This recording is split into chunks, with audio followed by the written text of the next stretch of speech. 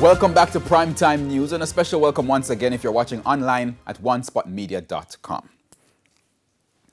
We begin with a Primetime News follow-up. National Security Minister Dr. Horace Chang has revealed that contract killers are behind the recent brutal murders in Spanish Town, St. Catherine. A senior citizen and 2 minors were shot dead in what the minister is describing as hired guns at work.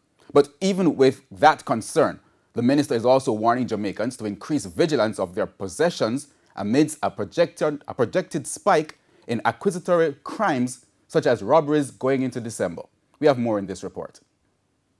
The National Security Minister says a gun-for-hire practice has emerged in the country over the last 12 months, where persons in disputes pay cash to gunmen to take out targets. Worryingly for law-abiding residents, those contract killers are way more savage than the typical gang member. The hired killers don't have any sense of responsibility or a conscience of any kind. They kill for money, so they kill who they find. And it is that gun-for-hire practice that is believed to have triggered the bloody situation in Spanish Town over the weekend, in which a grandmother and 2 little girls were killed execution style. Guns for hire criminals, which are more difficult to anticipate.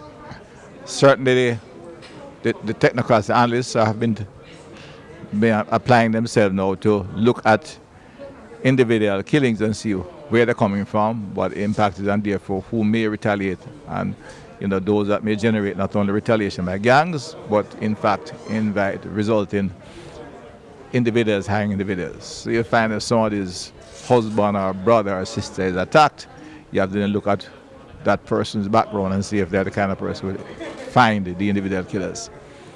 That's what has emerged in the area and was the cause of the particular atrocity in North St. Catherine. Some of the other killings in the St. Catherine North Police Division are connected to the Klansman gang.